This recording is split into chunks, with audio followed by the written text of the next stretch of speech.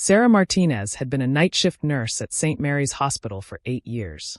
Every evening at 7 p.m., she'd walk through the same doors, past the same security guard named Harold who always greeted her with "Evening, Angel," and into a world where life and death decisions were made in fluorescent-lit corridors.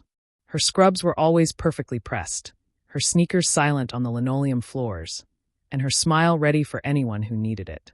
The irony of her profession wasn't lost on her colleagues. Sarah, who spent her nights saving lives and comforting the dying, went home each morning to an empty apartment where the only sound was the hum of the refrigerator and the distant traffic from the street below. No family waited for her. No friends called to check in. She'd moved to the city after her mother's death, leaving behind everything familiar to start fresh where no one knew her story. "You're too young to be so alone," Dr. Chen had told her once during a particularly quiet shift. They'd been restocking supplies, and he'd noticed she'd declined yet another invitation to join the staff for drinks after work. Sarah had just smiled and changed the subject, asking about the new cardiac monitoring equipment. At 32, she'd already experienced enough loss to fill a lifetime. Her father when she was 10, a construction accident that left her mother to raise 2 children alone. Her brother Marcus in Afghanistan when she was 25, an IED that stole her best friend and protector. And her mother to cancer just 3 years ago, a long, painful goodbye that had drained both of them.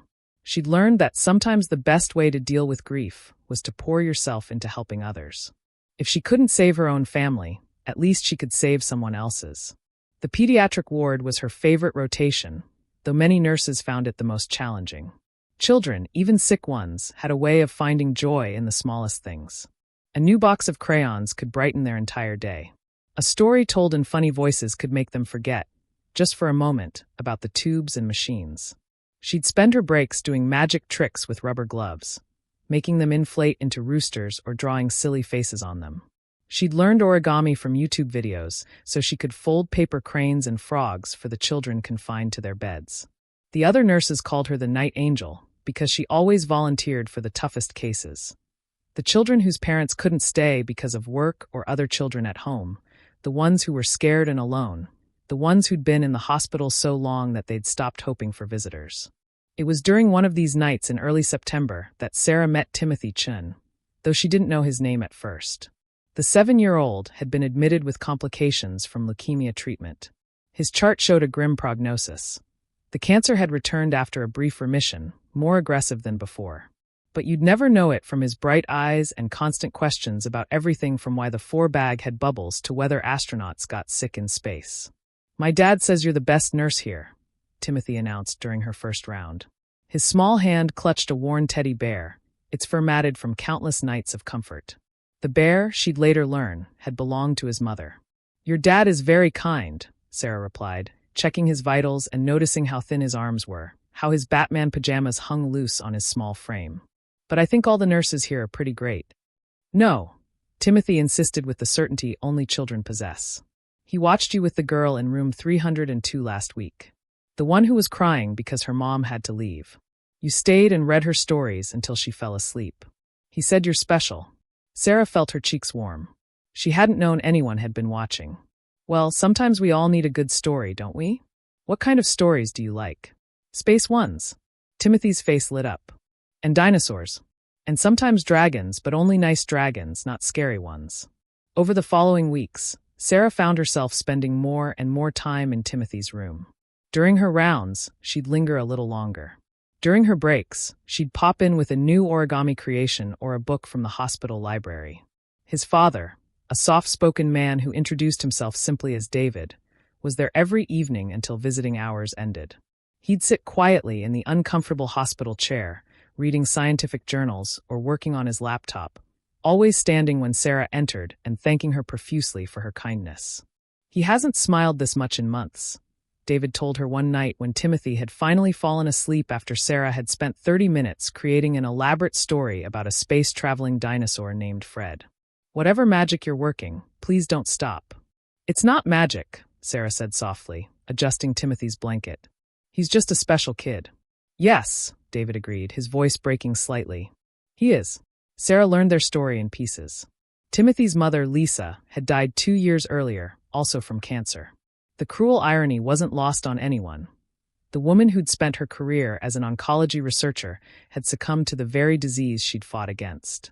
David never mentioned what he did for work, and Sarah never asked. In the hospital, everyone was equal, just humans trying to get through another day. As September turned to October, Timothy's good days became fewer. But his spirit never dimmed. He'd started a journal, filling it with drawings of the other children in the ward, the nurses, and elaborate plans for a future hospital, where kids could play video games during treatments and where every room had a window to see the stars. "You should be in here," he told Sarah one evening, showing her a page where he'd drawn a figure with curly dark hair and angel wings wearing scrubs. "That's you. The Night Angel. Joey in room 305 told me that's what everyone calls you." "I don't have wings, silly," Sarah said, but she was touched by the drawing. "You do," Timothy insisted. "We just can't see them." One particularly bad night in late October, Timothy's condition worsened dramatically. His breathing became labored, his small body struggling against the disease that was winning the war. Sarah stayed 3 hours past her shift, holding his hand while machines beeped their warnings. David sat on the other side of the bed, tears streaming down his face as he whispered prayers in what sounded like Mandarin, occasionally switching to English, as if hoping more languages might help his words reach whatever power might be listening. "Please," he whispered. "He's all I have left. Please." Sarah had heard these prayers before from countless parents. They never got easier to hear. She squeezed Timothy's hand gently, humming a soft lullaby her mother had sung to her years ago.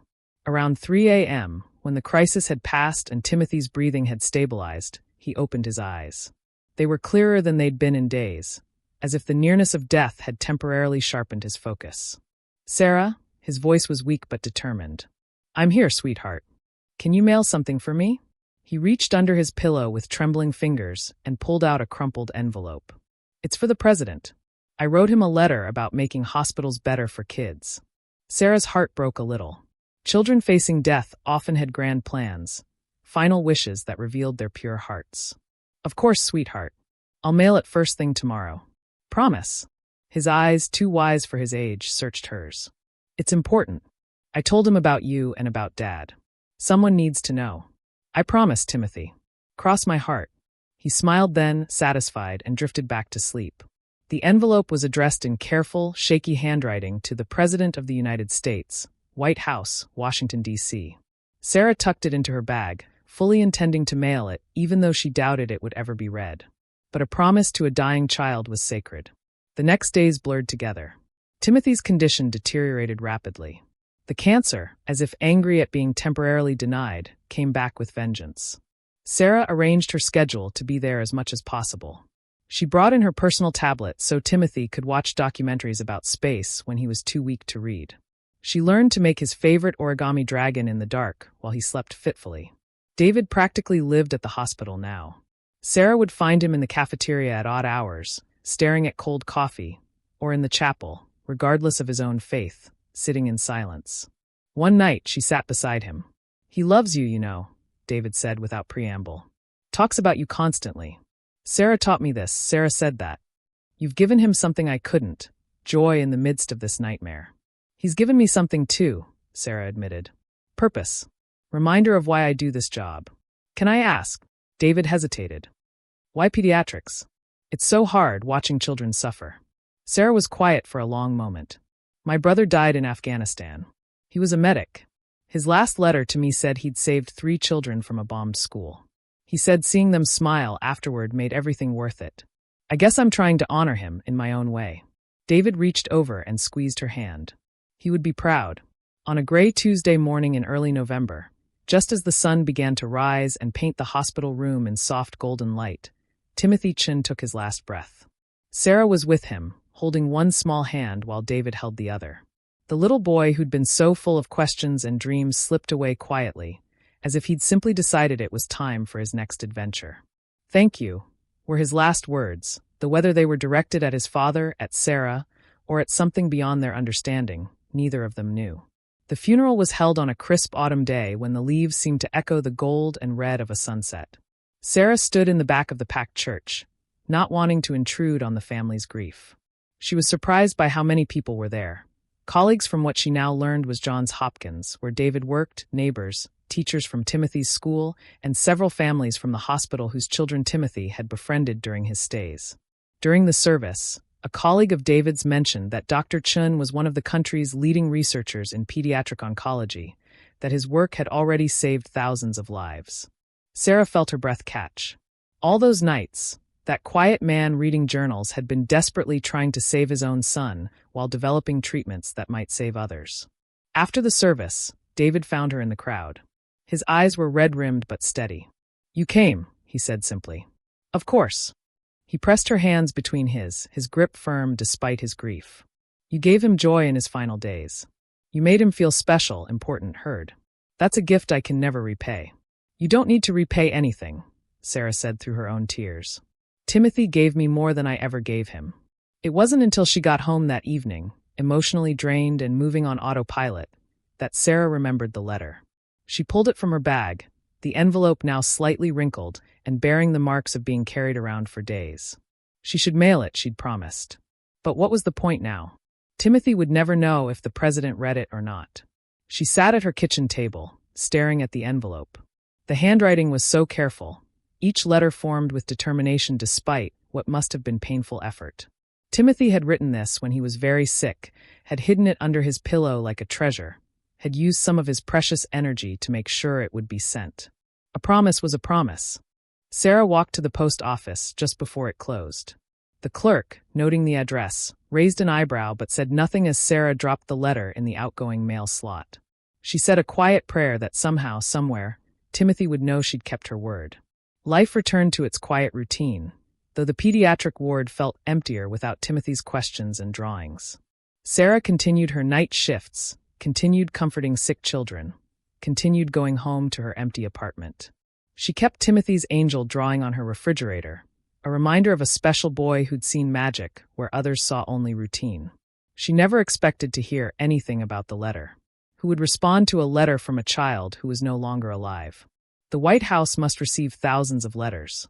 This one would likely be filed away, perhaps read by a staff member, but certainly not by anyone who could make the changes Timothy had dreamed about. Which is why, exactly 6 weeks later, on a snowy December evening, Sarah couldn't process what she was seeing when she answered the unexpected knock on her apartment door to find 2 men in dark suits standing in her hallway. "Sarah Martinez?" the taller one asked, showing credentials that made her heart skip. The badge read, United States Secret Service, in bold letters. "I'm Agent Williams, and this is Agent Foster. We need to speak with you about a letter." Sarah's mind raced. Had she done something wrong? "I haven't. I just mailed a letter for a patient." "We know," Agent Williams said gently, and something in his tone made her shoulders relax slightly. "That's why we're here. May we come in?" Numbly, Sarah led them into her small living room. The agents seemed to fill the space with their presence, both official and somehow respectful. They removed their shoes without being asked, she noticed, and sat carefully on her second-hand sofa. "The letter you mailed was from Timothy Chun," Agent Foster said. "It wasn't a question." "Yes. He was my patient. He asked me to mail it before he—" Sarah couldn't finish the sentence, the grief still too fresh. Agent Williams nodded. "The president read the letter personally. What you probably don't know is that Timothy's father, David Chun, is one of the country's leading biomedical researchers. He's been working on breakthrough treatments for childhood cancers." Sarah's mouth fell open. "David? I learned at the funeral that he was a researcher, but I didn't realize." "Dr. Chun is a humble man," Agent Foster continued. "He's published over 200 papers, holds dozens of patents, and his research has contributed to treatments that have saved thousands of lives. He's also been devastated by his son's death. We understand he's considering leaving his research entirely." "Oh no," Sarah breathed. "He can't. Timothy wouldn't want that." The agents exchanged a look. "The president would like to meet with you both. Tomorrow, if possible." "Me?" Sarah's voice came out as a squeak. "But I just mailed a letter. I'm nobody special. I'm just a nurse." "According to Timothy's letter, you're wrong about that," Agent Williams said, pulling out a photocopy. "May I read you what he wrote?" Sarah nodded, her hands clasped tightly in her lap. Agent Williams cleared his throat and began. "Dear Mr. President, my name is Timothy Chun, and I'm 7 years old. I'm sick, but that's okay because I have the best nurse in the world. Her name is Sarah Martinez, and she stays extra when kids are scared even though nobody pays her more. She does magic tricks and tells stories and never gets mad when we cry. My dad is trying to fix cancer, but he's sad because my mom died and now I'm sick too. I think if hospitals had more nurses like Sarah, kids wouldn't be so scared. She makes the hospital feel like home. She remembers everyone's names and favorite colors and what makes them laugh. Can you make a law that all nurses have to be like her? Or maybe you could pay the good ones more so they don't have to work so many hours.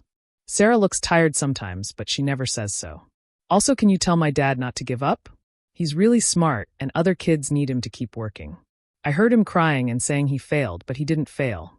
He just couldn't fix me in time. But maybe he can fix other kids. Thank you for reading this. Sarah says you're very busy, but that you care about people. I hope that's true. Timothy Chun.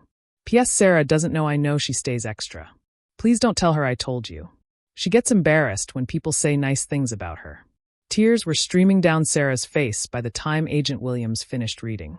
This 7-year-old boy, facing his own death, had written not about his own fears or wishes, but about others who needed help. He'd used his precious energy to advocate for better conditions for nurses and to encourage his father to continue his vital research. The president was deeply moved, Agent Foster said softly. He's arranged for a meeting tomorrow. A car will pick you up at 8 a.m. Dr. Chen has already agreed to attend.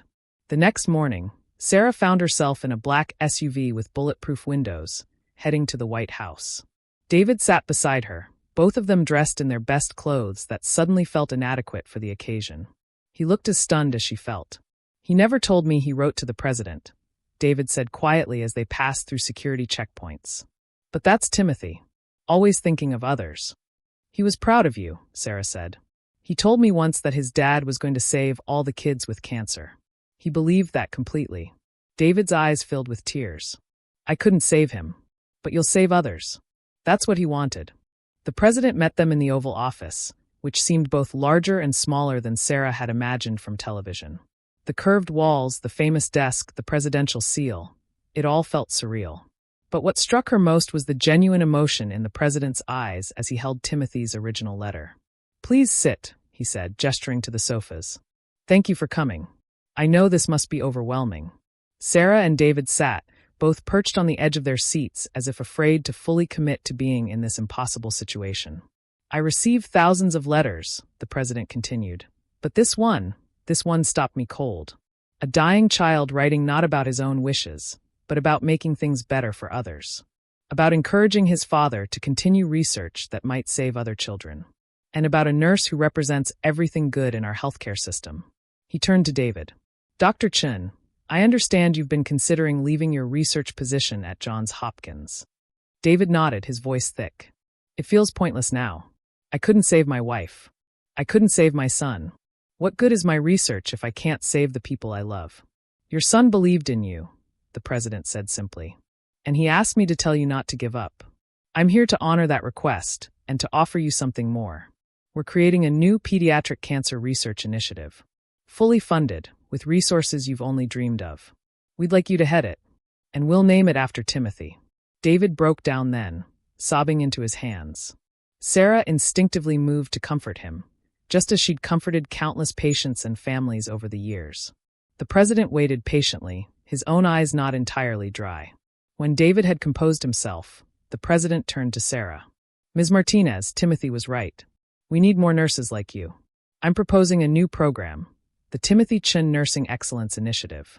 It will provide extra compensation for nurses who go above and beyond, especially in pediatric care. Student loan forgiveness for those who commit to pediatric nursing. Better nurse-to-patient ratios. We want you to help design it to ensure it truly helps the nurses who, like you, give more than just medical care. Sarah couldn't speak. This couldn't be real. Things like this didn't happen to people like her. She was just a nurse who did her job. There's more, the president continued. Timothy's letter has inspired a larger conversation about healthcare reform, particularly in how we support our healthcare workers. We'd like you to be part of that conversation. Your perspective, your experience, your compassion, that's what we need. Will you help us? I don't know what to say, Sarah managed. Say yes, David said quietly, reaching for her hand. Timothy would want you to say yes. The next few months were a whirlwind. Sarah found herself testifying before Congress about the reality of nursing, The long hours, the emotional toll, the financial struggles of those who chose to care for others. She helped design programs that would support healthcare workers, ensuring they focused on what really mattered rather than just bureaucratic metrics. She worked with David on initiatives that combined cutting-edge research with compassionate care. They spent hours planning the Timothy Chin Cancer Research Center, making sure it would be a place where children felt safe and hopeful, not just another sterile medical facility. The media attention was overwhelming at first. The story of Timothy's letter went viral, a dying child's wish that changed healthcare policy. Sarah tried to stay out of the spotlight, but David convinced her that sharing their story could inspire others. "Timothy saw you as an angel," he told her one day as they reviewed plans for the new center. "Maybe others need to see that angels exist in the real world, wearing scrubs and working night shifts." The Timothy Chin Cancer Research Center opened exactly 1 year after Timothy's death. It was everything Timothy had dreamed of: bright, colorful rooms with windows facing a garden, play areas where children could receive treatments while watching movies or playing games, and quiet spaces for families to find peace. Sarah stood with David at the dedication ceremony, watching as families toured the state-of-the-art facility that would offer hope to thousands of children. The president attended, reading excerpts from Timothy's letter to the assembled crowd. "He did this," David said quietly, holding a framed copy of Timothy's letter. "My 7-year-old son changed the world with a letter." "He was special," Sarah agreed, thinking of all the children who would benefit from Timothy's compassion. "So are you," David said, turning to her. Over the months of working together, they'd become close friends, bonded by their shared love for a remarkable little boy. "You know, Timothy had one more request in a letter he left for me. I didn't find it until I was packing up his room." "What did he say?" David pulled out a piece of paper, Timothy's handwriting even shakier than in his letter to the president. "He asked me to make sure you weren't alone anymore. He said angels shouldn't be lonely." "He said," David's voice caught. "He said you were sad like us, and that maybe we could be sad together until we remembered how to be happy." Sarah smiled through her tears, thinking of the little boy who'd seen so much with those wise eyes. "He was always looking out for others, wasn't he?" "Right up to the end," David agreed. "So, what do you say? Would you like to grab coffee sometime? I promise I'll only talk about my research for half the time. The other half we can talk about Timothy or movies or anything else. I think it's time we both stopped being alone." As Sarah said yes, she felt something shift inside her chest. The walls she'd built after so much loss were beginning to crumble, replaced by something that felt suspiciously like hope. The Timothy Chin Nursing Excellence Initiative went on to support thousands of nurses across the country, reducing burnout and improving patient care. The research center that bore his name developed 3 breakthrough treatments in its first 5 years, with survival rates for certain childhood cancers improving dramatically. But for Sarah, the greatest gift was the reminder that one person's kindness, no matter how small it might seem, could ripple outward in ways beyond imagination. She continued working as a nurse, now as the head of pediatric nursing at the new center, training others in what she called Timothy's way, seeing each child as a person, not just a patient.